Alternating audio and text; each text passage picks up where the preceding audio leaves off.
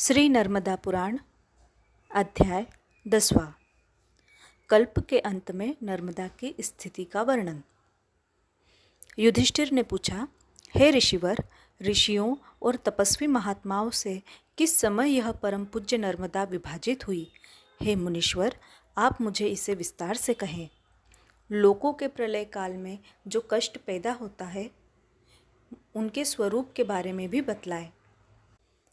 पूर्व के कल्प में जैसी स्थिति रही और अंतिम कल्प के व्यवस्था की भी चर्चा कीजिए। सभा में ऐसा पूछे जाने पर श्री मार्कंडेय जी ने कहा, इस कथा को मैंने पूर्व में जैसा सुना है वैसा ही कहूँगा। आप सब लोग श्रवण करें। इस कल्प से लगी हुई पहले की कथा बड़ी रोचक है। सब लोगों का विनाश करने वाला एक भयंकर समय आया। इस महाघोर समय में भी सबका विनाश जिस प्रकार नहीं हुआ तथा संत महात्माओं ने जैसा इसका विभाग किया है, उस कथा को आप लोग सुनिए।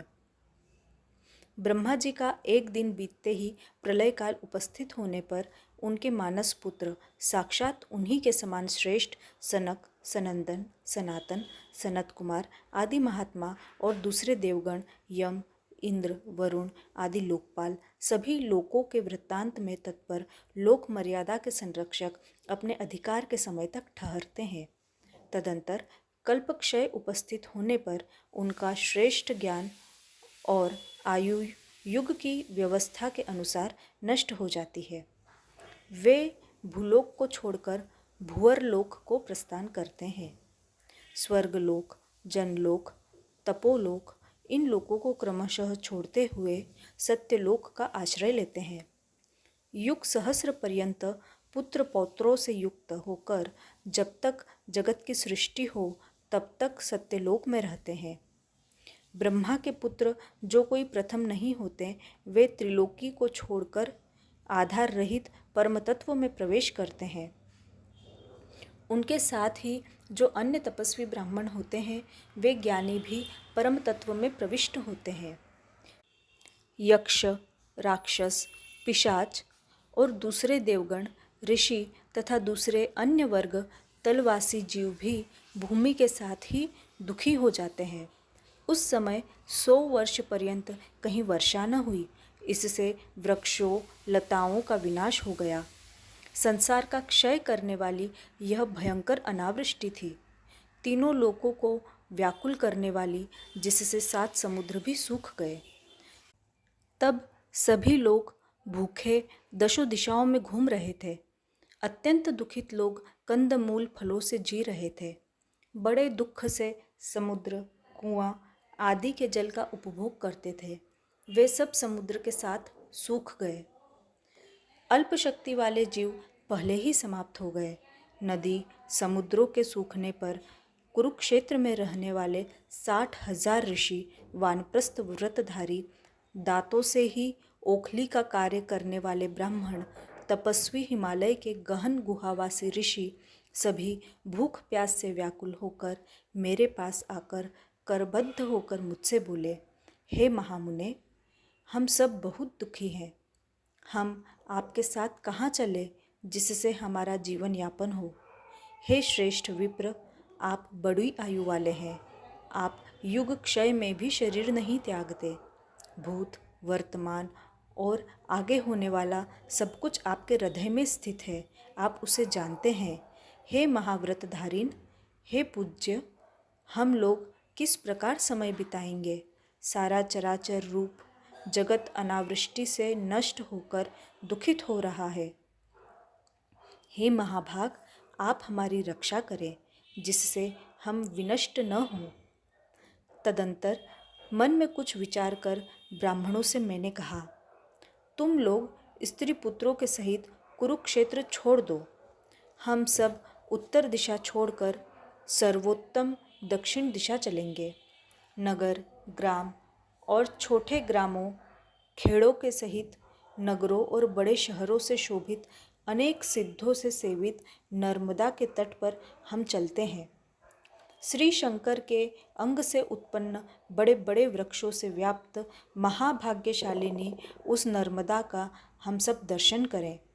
तरंगों और भंवरों से भरे जल वाली, मेंढकों और मछलियों से पूर्ण, विविध पक्षियों से शब्दायमान, करोड़ों ऋषियों से सेवित, महेश्वर मतानुयायी, भागवत संप्रदाय वाले तथा सांख्याचार्यों सिद्धों से सेवित श्री नर्मदा का दर्शन प्राप्त करें।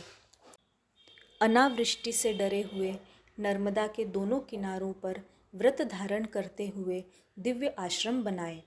ऐसा कहने पर अनुसरण करने वाले विद्यार्थियों और अन्य जनों के साथ नर्मदा के तट पर पहुंचकर सभी निर्भय हो स्थित हुए। प्रलय के भय को प्रथम ही स्मरण कर, पूर्व कल्पों के भय का भी चिंतन कर, आदि कलयुग में ही सब नर्मदा के तीर पर पहुंच गए। तब नर्मदा तट पर रहते हुए उन देवताओं के 100 वर्ष पूर्ण हो गए। मनुष्यों के 26,000 वर्ष बीत गए। हे राजन, वहाँ ऋषियों के रहते हुए मैंने एक आश्चर्य देखा। अनावृष्टि से संपूर्ण लोक विनष्ट होने पर, चर अचर सब के सब सूख जाने पर, युग की व्यवस्था छिन्न भिन्न होते ही सभी को अचेतन एवं हाहाकार सा करते हुए, चारों वर्णों के लय हो जाने पर, होम बलि आदि समाप्त होने से, स्वाहाकार वषटकार से लोक के शून्य होते ही, शुद्ध आचारों का भी विनाश होने पर, ऐसी भयावह स्थिति में करोड़ों ऋषियों से सेवित एक भी श्रेष्ठ नदी नहीं थी, जैसी यह पुण्यजल वाली नर्मदा इंद्रपुरी अमरावती के समान सुंदर, देव मंदिरों सी मनोहर, आश्रमों से स्वर्ग में मंदाकिनी गंगा के समान शोभित होती थी। बहुत वृक्षों से पूर्ण, पर्वतों के भागों से युक्त, समुद्र की उत्पत्ति का स्थान यह नर्मदा गंगा के समान है। यह दोनों तट पर सुंदर मंदिरों और देव स्थानों से शोभित है, जहाँ अग्नि में हवन हो रहे हैं। यज्ञ धूम्र से भरी हुई श्री नर्मदा अनेकों देव मंदिरों, आश्रमों और पूजन तथा संस्कारों से सुसंस्कृत वर्षाकाल की रात्रि की भांति दिखाई पड़ी।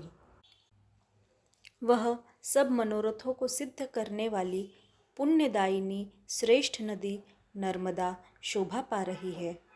वहाँ कुछ पंचाग्नि तप करने वाले तथा कुछ अग्निहोत्र कर रहे हैं। कुछ मुनि उग्र तपस्या में लगे हुए हैं। कोई धूम्र का अशन भोजन, तो कुछ जल मात्र पीने वाले तथा कुछ मात्र वायु का आहार करने वाले, कुछ आत्मयज्ञ अर्थात सब कुछ परमात्मा में अर्पित करने वाले, दूसरे भक्ति मार्ग का आश्रय लेने वाले, कुछ वैष्णव धर्म का तथा अन्य शैव धर्म का पालन करने वाले थे। कुछ तपस्वी एक रात व्रत, कुछ द्विरात्र व्रत, अन्न छठे छठे दिन पर भोजन करने वाले थे। कुछ मुनि कृच्छ्र चंद्रायण, कुछ अति कृच्छ्र चंद्रायण व्रत जैसा आत्मसिद्धि के लिए धर्मशास्त्रों के अनुसार करने वाले थे।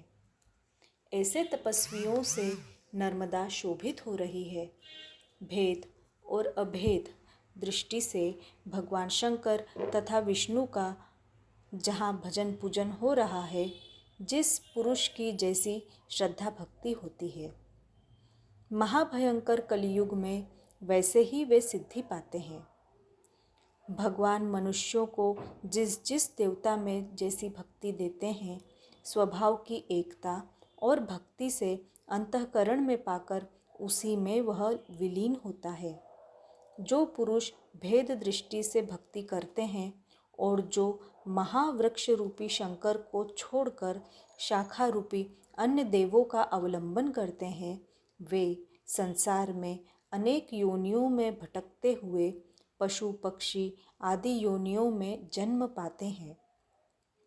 बारंबार चारों युगों में वे अनेक योनियों में देव योनि से स्थावर योनि पर्यंत आवागमन किया करते हैं। सभी स्वर्ग में फिर भयंकर रौरव नरक में चक्कर लगाते हैं। किंतु जो पुरुष भक्तिपूर्ण सबको उत्पन्न करने वाले श्री शंकर में सुस्थिर भक्ति वाले हैं, नर्मदा के तीर में भगवान का भजन करते हैं, वे फिर जन्म नहीं लेते। मरण पर्यंत उपासना करने वाले कुछ लोग परब्रह्म को प्राप्त होते हैं। कुछ तपस्वी 12 वर्षों में, दूसरे 6 वर्षों में, अन्य 3 वर्षों में ही, कुछ मुनि 1 वर्ष में ही, दूसरे 6 मास में ही तथा अन्य मुनि शंकर जी तथा भगवती नर्मदा का आश्रय लेकर 3-3 मास में ही उत्तम सिद्धि प्राप्त करते हैं। वे संसार के दोषों को काटकर सनातन ब्रह्म को प्राप्त हो गए। इस प्रकार घोर कलयुग में सैकड़ों हजारों मुनि नर्मदा के तीर का आश्रय लेकर शिव सानिध्य को प्राप्त हुए हैं। ऐसे महात्मा और ब्राह्मण जो नर्मदा के तट पर पहुंचकर शिवजी की आराधना में तन्मय होकर भक्तिपूर्वक पूजन कर उन शिवजी को ही पाते हैं और ध्यान, पूजन, जप आदि महाव्रत आदि उपायों से जो नारायण का निरंतर चिंतन करते हैं, वे श्वेत वस्त्रधारी राजहंसों की भांति भवसागर से पार पहुंच जाते हैं। यह सत्य है, सत्य है, सत्य है, हाथ उठाकर ऐसा कहा जाता है। जो सर्वथा सिद्ध है कि सदा नारायण का ही चिंतन करना चाहिए। जो पुरुष इंद्रियों को तथा मन को वश में कर नर्मदा के तीर पर 1 मास या पक्ष तक निवास करते हुए भगवान शंकर का पूजन करते हैं, हे राजन, महातेजस्वी पुरुष साक्षात देवाधिदेव शंकर हो जाते हैं। कीट, पतंगे, पक्षी, चींटे चींटी ऐसे ही अन्य जीव जो नर्मदा के जल में मरते हैं, वे दिव्य रूप संपन्न उत्तम कुल में उत्पन्न होकर 100 वर्ष पर्यंत धर्मपरायण होते हैं। टेढ़े वृक्ष जो समय आने पर प्रबल वेग वाली बड़ी तरंगों के कटाव से जड़ विहीन होकर गिरते हैं, वे नर्मदा के जल से नष्ट पाप वाले होकर स्वर्ग की शोभा बढ़ाते हैं। जिनकी सब कामनाएं नष्ट हो चुकी हैं, वे पुरुष और जो सकाम भक्त नर्मदा के तट पर मृत्यु पाते हैं, वे जड़, अंध, मूक सभी स्वर्ग को जाते हैं। फिर शंकर जी में पवित्र भक्ति और आस्था वाले ब्राह्मणों का कहना ही क्या है। मास पर्यंत उपवास करने से सुखाए गए शरीर वाले शिवजी के पूजन से एवं विष्णु में भावना करने वाले पुरुष उस गति को नहीं पाते हैं जो पुरुष नर्मदा के तट पर निवास करते हुए अविनाशी शंकर जी व नारायण की मन से परम पवित्र होकर पूजा करते हैं। वे फिर माता का स्तनपान नहीं करते, अर्थात उनका पुनर्जन्म नहीं होता और वे मोक्ष पद को प्राप्त होते हैं। जो मुनि देव पूजित नर्मदा के तट का आश्रय लेकर निवार, सावा, जौ, इंगुदी, फल आदि से अपनी जीविका चलाते हैं, वे पुनः जीवन को नहीं पाते। नर्मदा के तट पर पहुंचकर जो पुरुष विष्ठा, मूत्र, अस्थि, चर्म और सिर रूपी तकिया उपवरह सिराहना वाले होकर माता के गर्भ में निवास नहीं करते, लोगों को बहुत यज्ञ, दान अथवा संपूर्ण तीर्थों के सेवन से भी क्या मिलता है, जबकि नर्मदा के उत्तर या दक्षिण तट का सेवन करने वाले भगवान शंकर के पार्श्ववर्ती पार्षद होते हैं। जो पुरुष शंकर जी के शरीर से उत्पन्न तथा अनेक शरीर रूपी स्वर्ग की सीढ़ियों की पंक्ति रूपी इस नर्मदा का सेवन नहीं करते, वे संसार से वंचित, जन्म लाभ से चूके हुए पंगु पशुओं के समान हैं। जो पुरुष या श्रेष्ठ ब्राह्मण इस घोर कलियुग को फिर कभी नहीं देखना चाहते, तो वह आसक्ति को त्याग कर नर्मदा का तट कभी नहीं त्यागते। वे सबके हितकारी और संपूर्ण जनों द्वारा मान्य और वंदनीय है। भृगु, अत्रि, वशिष्ठ, गार्ग्य तथा कंक आदि कितने ही अगणित ऋषि मुनि नर्मदा में स्नान करते हुए आर्द्र देह देवलोकगामी हुए ब्रह्मपद को प्राप्त हुए हैं। जो नित्य निर्मल पवित्र चित्त वाले पुरुष इस अत्यंत पुण्य पवित्र ज्ञान से पूर्ण नर्मदा महात्म्य को पढ़ते हैं, भगवान शंकर के कथनानुसार वे महात्मा उत्तम गति को प्राप्त करते हैं, इसमें संदेह नहीं। इति श्री नर्मदा पुराण अध्याय 10वां।